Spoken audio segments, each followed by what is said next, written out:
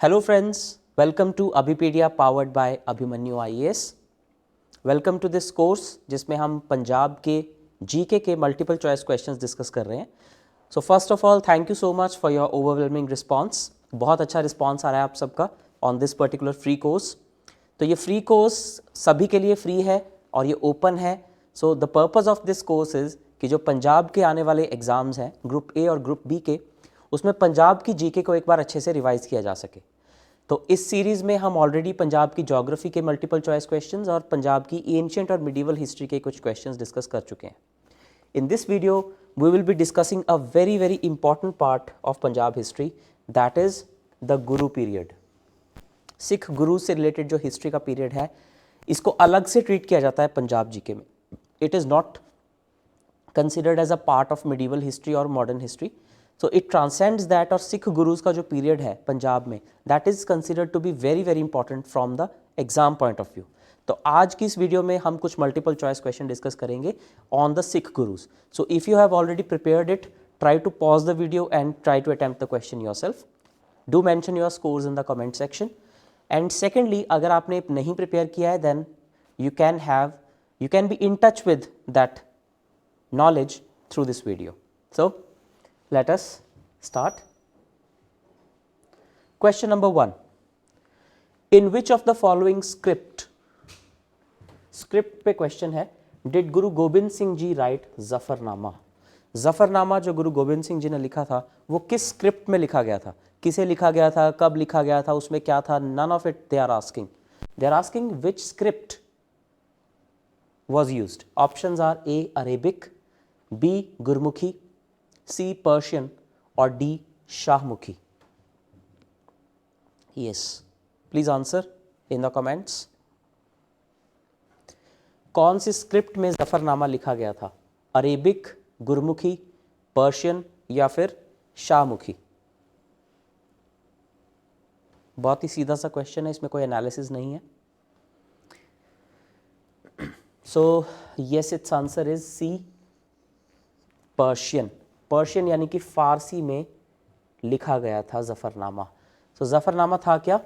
Known as epistle of victory. Epistle यानी कि एक रिटन लेटर या फिर document which was a spiritual victory letter sent by Guru Gobind Singh ji to Mughal emperor Aurangzeb. Aurangzeb को लिखा था गुरु गोबिंद सिंह जी ने 1705 में, after the battle of Chamkaur. तो सारे फैक्ट्स इंपॉर्टेंट हैं. ये जफ़रनामा किसने लिखा था? गुरु गोबिंद सिंह जी ने. किसको लिखा था? मुगल एम्परर औरंगजेब को. कौन सी बैटल के बाद? After the battle of Chamkaur. And किस स्क्रिप्ट में है वो?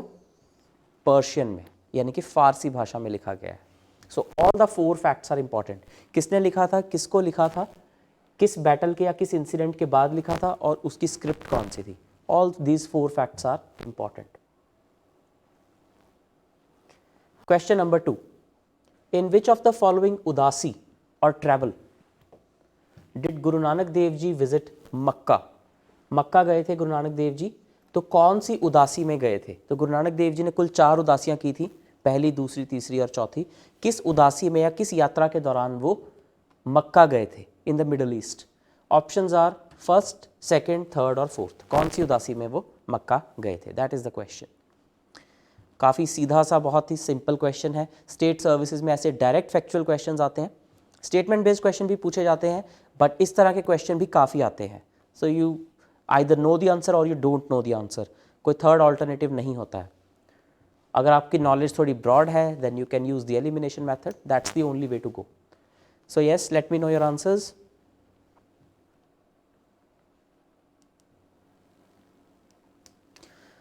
The correct answer here is D, fourth Udasi या चौथी उदासी के दौरान. सो Guru Nanak Dev ji went to Mecca on his 4th and last Udasi. आखिरी उदासी में वो गए थे Mecca. Bhai Mardana went with him and he put on a blue dress worn by hajis और Muhammadans who went on pilgrimage in those times. Right. तो ये कुछ छोटी सी स्टोरी है उनके साथ रिलेटेड. उनके साथ कौन गया था? उन्होंने मुहम्मदन का भेष जो है वो बदल लिया था. सो हाजी की तरह वो बन गए थे. Something related to that incident. तो इसमें जो फैक्ट आपको याद रखना है, that he went there during his 4th Udasi and Bhai Mardana accompanied him on this particular Udasi or travel journey. Question number 3. Which of the following was the last battle of his life? किसकी life की? गुरु गोबिंद सिंह जी के। तो गुरु गोबिंद सिंह जी ने बहुत सारी battles लड़ी, उनमें से उनकी जिंदगी की आखिरी बैटल कौन सी थी? Options are A battle of Anandpur Sahib, B battle of Khidrana, C battle of Chamkaur Sahib और डी बैटल ऑफ बसौली। ये भी एक फैक्ट बेस्ड क्वेश्चन है, काफ़ी फैक्चुअल पूछा जाता है, कंसेप्चुअल क्वेश्चंस बहुत कम होते हैं जनरली स्टेट सर्विसेज में। तो बताइए इनमें से कौन सी बैटल लास्ट थी जो गुरु गोबिंद सिंह जी ने लड़ी थी? पहले इसकी एक्सप्लेनेशन देखते हैं। बैटल ऑफ मुक्तसर या battle of Khidrane di Dhab, battle of Muktsar और खिदराने दी टाब, ये वही बैटल है जिसमें 40 मुक्ते जिसके साथ एसोसिएटेड हैं। तो इन 1704 Anandpur was under an extended siege by the allied forces of the Mughals and the hill chiefs। 1704 में आनंदपुर जो था उसे घेर लिया गया था मुगल आर्मी और जो हिल चीफ्स थे, पहाड़ी राजा थे, उन्होंने मिलकर। जो गुरुजी की आर्मी थी उसे बार बार रीअटैक किया जा रहा था एंड वो जगह का नाम था खिदराना की टाब, राइट। तो मुगल्स को बार बार ये हराते जा रहे थे, लेकिन ultimately there were many losses of Sikh lives, जिसमें 40 मुक्ते ये भी शहीद हुए थे, राइट। 40 लिबरेटेड वंस, तो 40 मुक्ते इस बैटल में शहीद हुए थे and this was the last battle led by Guru Gobind Singh ji, right. The place of battle called Khidrana was renamed about 100 years later by Ranjit Singh to Muktsar. ये सारे फैक्ट बहुत इंपॉर्टेंट हैं। जहां पर ये 40 मुक्तों की लड़ाई लड़ी गई थी उस जगह का नाम था खिदराने की टाब, और इसे उसके 100 साल बाद महाराजा रंजीत सिंह ने इसका नाम बदलकर कर दिया मुक्तसर। मुक्त यानी कि लिबरेटेड, तो जहां पर 40 मुक्ते शहीद हुए थे उस जगह का नाम कर दिया Muktsar. So battle of Muktsar और battle of Khidrane di Dhab is one and the same thing, and it was the last battle led by Guru Gobind Singh Ji,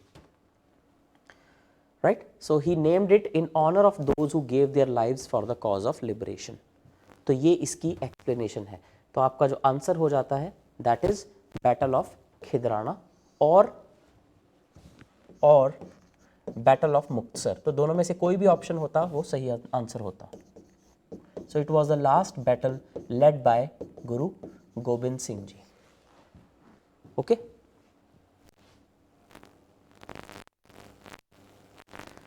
next fourth question. Sikh Guru Arjun Dev was killed during the reign of which of the following Mughal rulers. काफ़ी सीधा सा question है, आपको ये बिल्कुल पूरी chronology याद होनी चाहिए। एक तरफ सिख गुरुज, उनका ईयर एज सच आपको याद करने की ज़रूरत नहीं है, कुछ ईयर्स याद हो जाए तो बहुत अच्छी बात है, लेकिन एक तरफ सिख गुरुज का लिस्ट और दूसरी तरफ जो रूलर्स थे दिल्ली में वो कौन कौन से थे। सो ये आपको पता होना चाहिए, आपको ये आइडिया होना चाहिए कि जब सिख गुरु जिन सिख गुरु का भी गुरु गद्दी का पीरियड चल रहा था, उनके पैरेलली दिल्ली में किसका राज चल रहा था, who was the Mughal ruler और who was the you can say जो भी स्लेव डायनेस्टी के रूलर थे या जो दिल्ली सल्तनत के रूलर थे वो कौन थे। नॉट स्लेव डायनेस्टी, दिल्ली सल्तनत के रूलर कौन कौन थे। तो आपको पता होना चाहिए starting from Guru Nanak Dev ji till गुरु गोबिंद सिंह जी, ये सारा आपको पैरेलल पता होना चाहिए। तो सीधा सा क्वेश्चन है, गुरु अर्जुन देव जी किस मुगल रूलर की राज के दौरान शहीद किए गए थे। Options are A Jahangir, B Shahjahan, C Aurangzeb और डी अकबर। काफी सीधा सा क्वेश्चन है।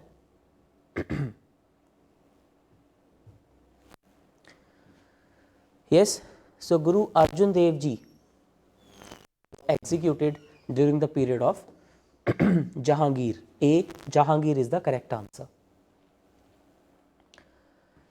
सो गुरु अर्जुन देव जी को अरेस्ट किया गया था जहांगीर के ऑर्डर्स पर और उन्हें कहा गया कि वो इस्लाम में कन्वर्ट कर लें, यानी कि अपना धर्म बदल लें, इस्लाम को अपना लें। He refused, he was tortured and he was executed in 1606। 1606 में उनको शहीद कर दिया गया and his martyrdom is considered as a watershed event in the history of Sikhism, but obvious। तो जहांगीर के टाइम में गुरु Arjun Dev ji was executed। Question number 5, इस तरफ आपको 4 ऑप्शंस दिए गए हैं और इस तरफ भी 4 ऑप्शंस दिए गए हैं, you have to match them. सो एक तरफ है तुकाराम, गुरु रामदास जी, गुरु अर्जन देव जी और गुरु तेग बहादुर जी, और दूसरी तरफ है उनके बारे में कोई फैक्ट्स। तो आपको ये मैच करने हैं। Who was executed by Aurangzeb? Who reorganized the Masan system? Who sang the devotional songs called Abhangas? And who was the servant or slave of God? तो आपको मैच करना है 1 2 3 4। तो आपके ऑप्शंस हैं 1 4 3 2, 2 4 3 1, 4 3 1 2 एंड 3 4 2 1। ये आपके ऑप्शंस हैं। देखिए इस तरह के क्वेश्चंस को, अगर आपको सारे फैक्ट्स नहीं भी पता तो इस तरह के क्वेश्चंस को अटेम्प्ट करने का एक तरीका होता है। जैसे इसमें सबसे इजी, एटलीस्ट आपको एक फैक्ट तो पता होना चाहिए, नहीं तो आप ये क्वेश्चन अटेम्प्ट नहीं कर सकते। फर्स्ट, जैसे गुरु रामदास जी जो हैं, राम का दास, राम यानी कि भगवान, राम का दास यानी कि द सर्वेंट ऑफ गॉड और द स्लेव ऑफ गॉड। तो सर्वेंट और स्लेव ऑफ गॉड, तो बी से आपका 4 मैच हो जाएगा। यानी कि अगर हम ए बी सी डी के सामने लिखें तो बी के साथ आ जाएगा 4, राइट। तो अब बी के सामने जिसका भी 4 आता है वही प्रोबेबल आंसर है, तो सी तो इसमें से सीधा बाहर हो जाएगा। उसके बाद नेक्स्ट मोस्ट प्रोबेबल, जैसे हमने अभी अभी देखा, इनफैक्ट ये तो थोड़ी सी एक आपको पता ही चल गया, that Guru Arjan Dev ji he was executed by, no okay no, he was not executed by Aurangzeb. Guru Tegh Bahadur ji was executed by Aurangzeb. तो डी का जो ऑप्शन है वो हो गया आपका 1। So Guru Arjan Dev ji was executed by Jahangir. Guru Arjan Dev ji was executed by Jahangir, but Guru Tegh Bahadur ji, the 9th Sikh Guru, he was executed by Aurangzeb. तो D का आंसर हो गया 1। तो मतलब पीछे आना चाहिए 1। तो ये ऑप्शन भी आपका एलिमिनेट हो जाता है। नेक्स्ट, अब हमारे पास 2 बचे हैं, गुरु अर्जन देव जी एंड तुकाराम, और हमारे पास इधर 2 ऑप्शन बचे हैं, reorganise the Masand system and wrote devotional songs called abhang. अब जो तुकाराम जी हैं, he belongs to the Bhakti period, Bhakti saint थे, और हमें पता है जितने भी भक्ति और सूफी सेंट्स थे वो सब लोग डिवोशनल बातें करते थे, डिवोशनल सॉन्ग्स लिखते थे, डिवोशनल चीज़ें करते थे। तो तुकाराम जी का लॉजिकल आंसर बनता है that he wrote devotional songs, यानी कि ए का आंसर हो गया 3, और जो बचा हमारे पास दैट इज 2। तो Guru Arjan Dev ji reorganize the Masand system, which make sense, क्योंकि मसंद सिस्टम को किसी सिख गुरु ने ही ऑर्गेनाइज किया था। सो 3 4 2 1, तो हमारा आंसर हो जाता है डी 3 4 2 1। तो अगर आपको इन चारों में से एक फैक्ट भी पता है, at least you will be able to eliminate 1 option, और अगर आपको 2 फैक्ट्स पता है तो आप 2 ऑप्शन एलिमिनेट कर सकते हैं। So that increases the correctness, the probability of getting your answer correct. तो आप इस तरह से एलिमिनेशन मेथड को यूज कर सकते हैं। तो यहाँ पर बताया गया है तुकाराम जी, इन्होंने अभंग लिखे थे। गुरु रामदास जी जो थे वो राम के दास थे, यानी कि सर्वेंट और स्लेव ऑफ गॉड, भगवान के दास थे। गुरु अर्जन देव जी जो थे, इन्होंने मसंद सिस्टम को रीऑर्गेनाइज किया, and he was executed by Jahangir. और जो गुरु तेग बहादुर जी थे, he was executed by Aurangzeb. तो ये फैक्ट्स आपको पता होने चाहिए if you want to correct this answer. Question number 6, chronologically arrange the following Sikh gurus. I think this is the easiest question that you can get relating to the Sikh period. अगर आपको सिख गुरुज की chronology नहीं पता है, then I think it is like ABCD. It should be that easy and that simple for you, even if you do not belong to the Sikh period, to the Sikh religion, because you have to know this. It is the, I would say, it is the sine qua non, it is the bare minimum that you have to know about the Sikh history. तो ये इन सिख गुरुज को chronologically आपको arrange करना है। तो 3 2 4 1 1 2 4 3 2 3 1 4 2 4 1 3, जो भी इनका क्रोनोलॉजिकल ऑर्डर है। गुरु हर राय जी, गुरु अर्जन देव जी, गुरु हरगोबिंद जी, गुरु हरकृष्ण जी। So let us see. सबसे पहले आते हैं Guru Arjan Dev ji, who was the 5th Sikh Guru. 5वें गुरु थे गुरु अर्जन देव जी, 6ठे थे गुरु हरगोबिंद जी, 7वें गुरु हर राय जी, 8वें गुरु हरकृष्ण जी, 9वें गुरु थे गुरु तेग बहादुर जी, last and 10th Guru was Guru Gobind Singh ji,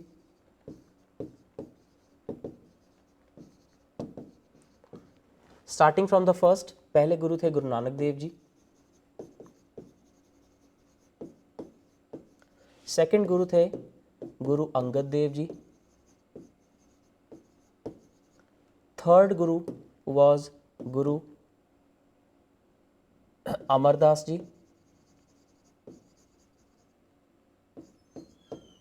fourth Guru was Guru Ramdas ji. तो ये these are the names of 10 Sikh gurus in chronology, ये आपको याद होने चाहिए, आपको पता होने चाहिए। तो यहाँ पर आपका आंसर हो जाएगा, late us C.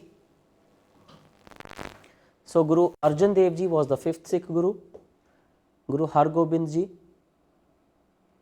Sixth, Guru her Rai ji seventh and Guru Harkishan ji eighth. So your answer has to be 2, 3, 1, 4। तो C is your correct answer. Okay, तो it should be that easy for you. आगे बढ़ते हैं। Arrange the following battles in correct order. अब ये थोड़ा सा deep question आ गया सिख हिस्ट्री से। तो सिख हिस्ट्री में उस वक्त लड़ी गई बहुत सारी बैटल्स लड़ी गई थी, because six they were earlier a pacifist, you can से एक बहुत ही शांत कौम थी, लेकिन बाद में ये मार्शल कौम बन गई जब धर्म पे बहुत ज़्यादा संकट आए। There were a lot many, you can say atrocities on the Sikh gurus and the people. तो उसके बाद ये एक मार्शल कौम बन गई, तो बहुत सारी बैटल्स लड़ी गई। गुरु गोबिंद सिंह जी ने बहुत सारी बैटल्स लड़ी, तो उनमें से इन बैटल्स को आपने ऑर्डर में अरेंज करना है। A kind of a difficult question I would say. Battle of Nirmoh, battle of Basoli, battle of Chamkaur and battle of Shah Tibbi, इन चारों को आपने क्रोनोलॉजिकली अरेंज करना है। Yes, try to answer the question. Those who know the Sikh history well, try to answer this question. 1, 2, 3, 4 यानी कि यही order है। 1, 2, 4, 3, 1, 4, 3, 2 और 4, 3, 2, 1 यानी कि रिवर्स ऑर्डर है। So yes, what is the answer? Let us see. सबसे पहले आती है बैटल ऑफ निर्मोह, फिर आती है बसौली, फिर शाह टिब्बी, फिर आती है चमकौर। काफ़ी क्लोज हैं बैटल्स, इनफैक्ट 2 का ईयर सेम है और 2 का ईयर बिल्कुल सेम है, but the months are different. तो कुछ कई बार ऐसा क्वेश्चन भी आ जाता है। आई वुड नॉट से कि आपको तैयारी में इस तरह की चीज़ों पर बहुत ज़्यादा ध्यान देना चाहिए, बिकॉज इतना डीप क्वेश्चन कि आपको बैटल का मंथ भी पता होना चाहिए, that is rare to be asked. और अगर आ भी जाता है तो उसकी अपॉर्चुनिटी कॉस्ट बहुत कम है। If you start I mean remembering and memorizing all the battles, so it is not worth it. You won't get more than one question in the exam from all these battles, so it's not worth it. Opportunity cost बहुत कम है इसकी, आप जितना effort लगाएंगे उसके बदले में return बहुत कम आएगा। So Nirmoh, Basoli, Shah Tibbi and Chamkaur. So first was Nirmoh, second was Basoli, third was Shah Tibbi and fourth was the battle of Chamkaur. So your answer will be 1, 2, 4, 3. So B is the correct answer.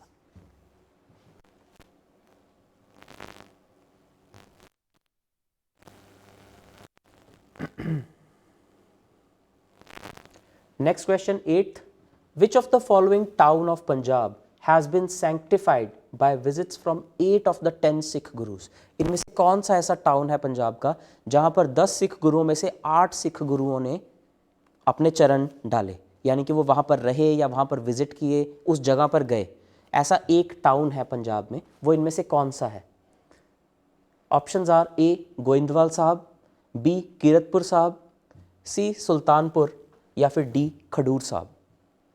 तो सिख हिस्ट्री में 8 सिख गुरुओं के रिकॉर्ड्स पाए जाते हैं यहाँ पर, यानी कि वो यहाँ पर या तो विजिट किए थे या यहाँ पर रहे थे for a considerable period of time. So they visited this place, this particular place, और वहाँ पर गुरुद्वारा है आज की डेट में बहुत बड़ा। So which of these towns is the one? Yes, let me know in the comments.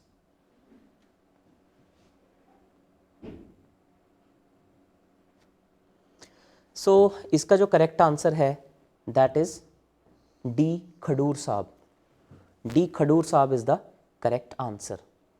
बहुत सारे सिख गुरु यहाँ से, 8 सिख गुरु, इनफैक्ट बहुत सारे नहीं, टू बी प्रिसाइज 8 सिख गुरु यहाँ से एसोसिएटेड हैं।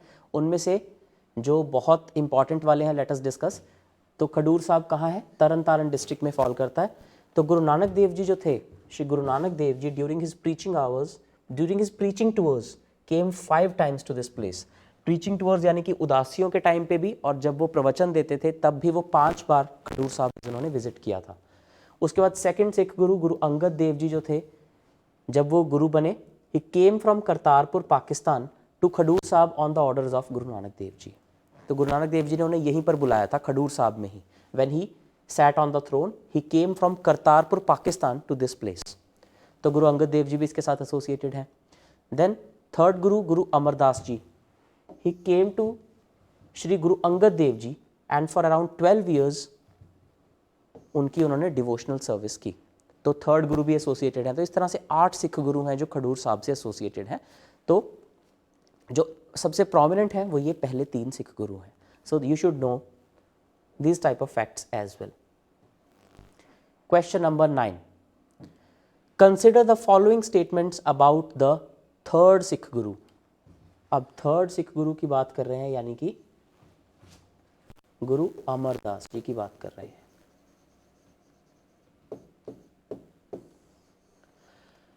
तो 4 स्टेटमेंट्स दी गई हैं।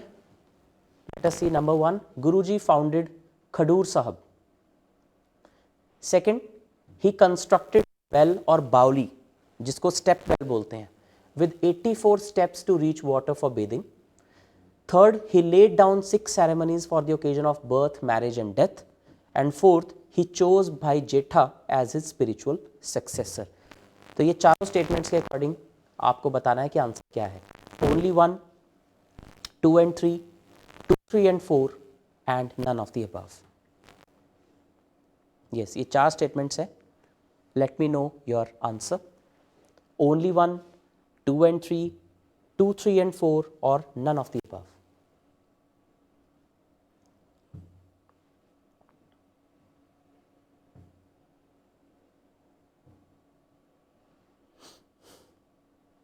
This question checks your in-depth knowledge about the knowledge on Sikh Gurus. तो एक ही सिख गुरु के बारे में इतनी सारी statement they the, so you have to know. Please let me know your answers in the comment section.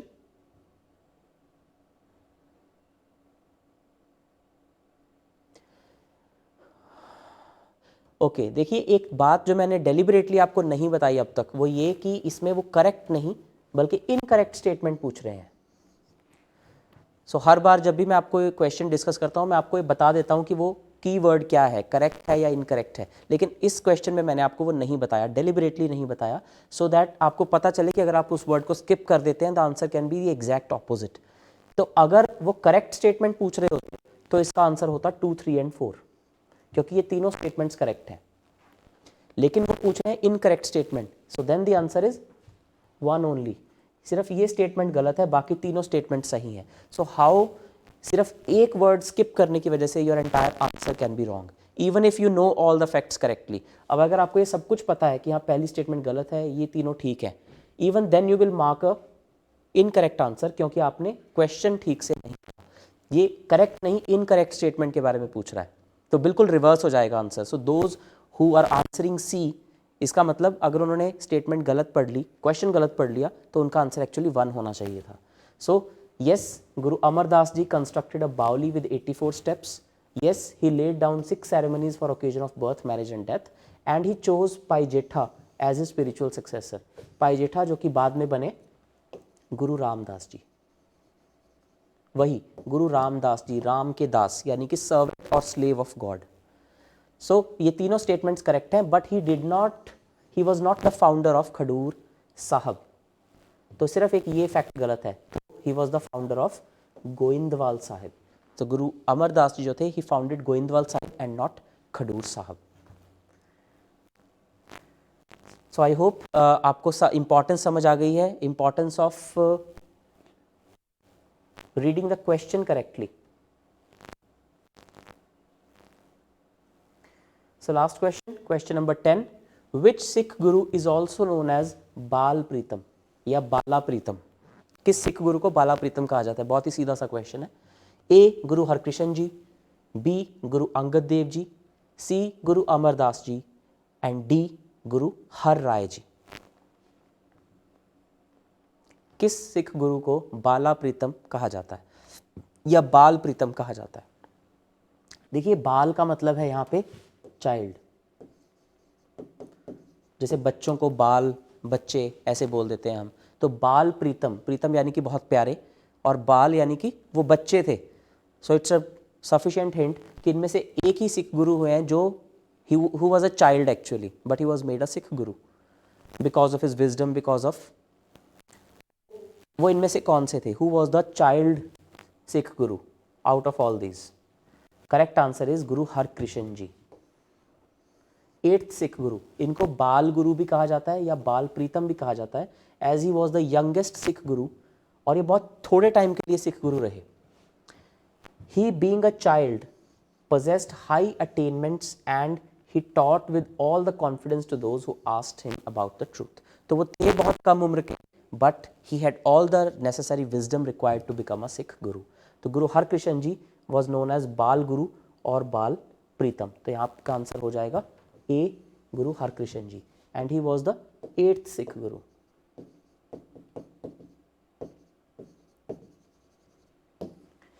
Right. तो ये आपके मेन क्वेश्चंस थे जो कि सिख पीरियड से हमने डिस्कस किए. तो अगर आपने ये पोर्शन ऑलरेडी प्रिपेयर किया हुआ था और अगर आप 10 में से आई वुड से 7 या उससे कम आंसर्स करेक्ट कर पाए हैं, then it is time for you to revise the same.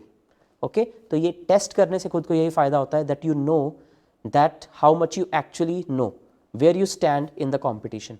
तो अगर ऐसे 10 क्वेश्चन आ जाते और आपको सिख पीरियड के ऊपर पूरा कॉन्फिडेंस था और आप उसमें से 7 या 7 से कम क्वेश्चन अटैम्प्ट कर पाए हैं या सही कर पाए हैं, देन यू शुड नो कि आपको यहाँ पर रिवीजन की ज़रूरत है. Those who have been able to answer correctly 8 और more than 8 questions, you are in a good place. और अगर आपको ऐसे ही और हाई क्वालिटी क्वेश्चंस चाहिए, you can join a test series by clicking on the link in the description below. और अगर आप कोर्स ज्वाइन करना चाहते हैं, there is micro course on Punjab history itself. तो बहुत अलग अलग कोर्सेज बने हुए हैं हिस्ट्री पे, ज्योग्राफी पे, and then there are topic wise courses which we call our micro courses. तो अगर आपको से हिस्ट्री में से कोई एक पर्टिकुलर पोर्शन पे एक छोटा सा माइक्रो कोर्स लेना है, then you can attain that as well. We have thousands of resources, lakhs of questions for your practice. And for exam, what is most important in this time, exam से 1-2 महीने पहले जो सबसे important चीज़ होती है, that is how many questions you practice. So take full advantage of all the database that we have created of thousands of questions for you by clicking on the link in the description below. अगर आपको इस video से कोई भी benefit हुआ है, please like, subscribe and share it with your friends. Thank you and all the best for your exams.